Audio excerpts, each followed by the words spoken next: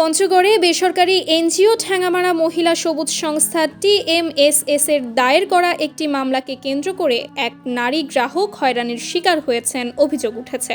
ঘটনার প্রেক্ষিতে ভুক্তভোগী নারী TMSS এর বিরুদ্ধে ৫০ লক্ষ টাকার একটি মানহানি মামলা দায়ের করেন বলে দাবি করা হলেও শেষ পর্যন্ত উভয় পক্ষের সমঝোতার মাধ্যমে ৫০,০০০ টাকার বিনিময়ে বিষয়টি নিষ্পত্তি হয়েছে। TMSS এর সদস্য পারভিন আক্তার নিয়মিতভাবে ঋণের কিস্তি পরিশোধ করে আসছিলেন। এরপরও হঠাৎ এক রাতে পুলিশ তাকে গ্রেফতার করে থানায় নিয়ে যায় এবং আদালতে হাজির করে। পরে তিনি জানতে পারেন TMSS কর্তৃক দায়ের করা একটি মামলায় হাজিরা না দেওয়ার অভিযোগে তার বিরুদ্ধে গ্রেফতারি পরোয়ানা জারি হয়েছিল।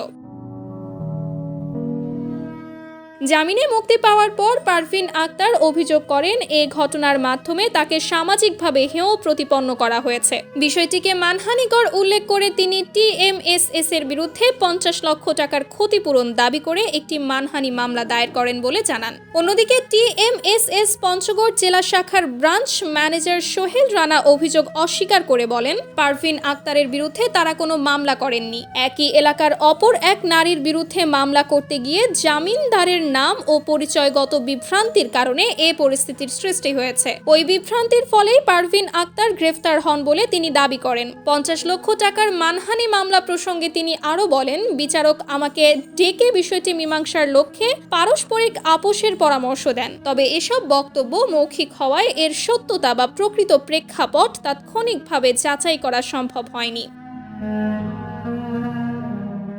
মামলার নথি পর্যালোচনায় দেখা যায় গত ১১ আগস্ট ২০২৫ তারিখে বিজ্ঞ আমলি আদালত পঞ্চগড় ১-এ TMSS পঞ্চগড় ২ শাখার পক্ষে রাজু আহমেদ, যার বয়স ছিল ৪৭, পিতা শামসুল হুদা, ঠিকানা পশ্চিম হাজিপাড়া, ঠাকুরগাঁও সদর বাদী হয়ে পারভিন আক্তারের স্বামী আনিসুর রহমানের নাম উল্লেখ করে একটি মামলা দায়ের করা হয়। এ নিয়েই মূলত বিভ্রান্তির সৃষ্টি হয়েছে বলে সংশ্লিষ্টরা জানান। এ বিষয়ে মামলার বাদী রাজু আহমেদ TSS অভিযোগ অস্বীকার করে বলেন, তারা পারভিন আক্তারের নামে কোনো মামলা করেননি। তবে তিনি স্বীকার করেন বিবাদীর বিরুদ্ধে একটি মামলা দায়ের করা হয়েছিল। গত ১৭ ডিসেম্বর মামলা প্রত্যাহার করা হয়।